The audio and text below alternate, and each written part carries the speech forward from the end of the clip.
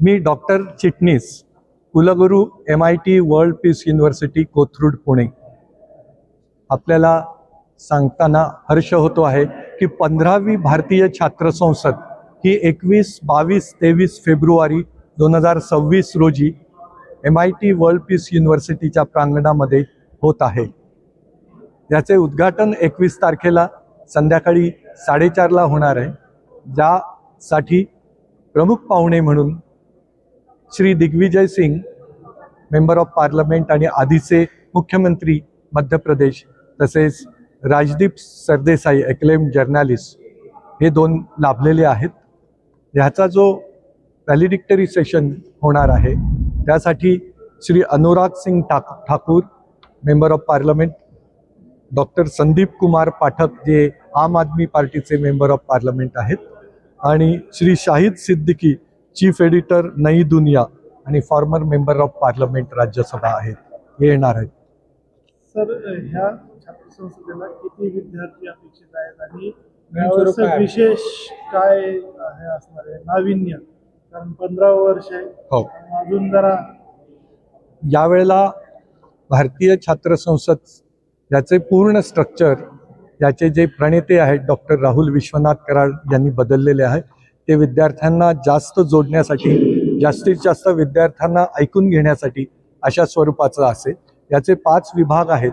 एक आहे youth to youth connect, की जिथे विद्यार्थी प्रॉब्लेम आयडेंटिफिकेशन आणि प्रॉब्लेम सोल्युशन्स याचं ट्रेनिंग घेऊन काही प्रॉब्लेम्सवर सोल्युशन्स काढतील. 4 सेशन्स होणार आहेत.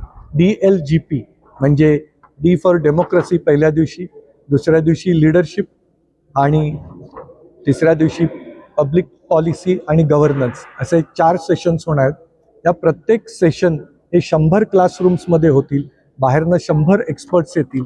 MITतले 100 प्राध्यापक असे जॉईंटली पॅनल डिस्कशनमध्ये हा सेशन पुढे नेतील आणि प्रत्येक वर्गामध्ये 5 विद्यार्थी सुरुवातीला या DLGP बद्दल बोलतील. म्हणजे 4 दिवस रोज 5 एका वर्गात, म्हणजे 100 वर्गात 500, असे 4 सेशन्समध्ये 2000 विद्यार्थी बोलतील. यूथ टू यूथ कनेक्टमध्ये संपूर्ण 6000, 8000 सगळी जी मुलं रजिस्टर्ड आणि MIT WPची 3rd इयर आहेत ती त्याच्यात भाग घेतील.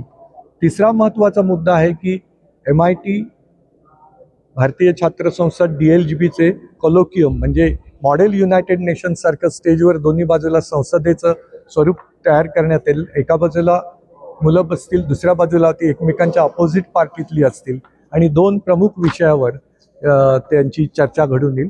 आणि त्याच्या पुढचा महत्त्वाचा बदल जो आहे की पॅव्हेलियन, 37 ते 40 पॅव्हेलियन्स असतील आणि DLGP किंवा डेमोक्रेसीबद्दल, लीडरशिपबद्दल, गव्हर्नन्सबद्दल, पब्लिक पॉलिसीबद्दल वेगवेगळ्या डिपार्टमेंटच्या विद्यार्थ्यांना काय वाटतं, इंजिनिअरिंगला काय वाटतं, फार्मसीला काय वाटतं, कम्प्युटर सायन्सला काय वाटतं, आर्ट्सला काय वाटतं किंवा मॅनेजमेंट सायन्सला काय वाटतं, असे पॅव्हेलियन्स तयार केले जातील.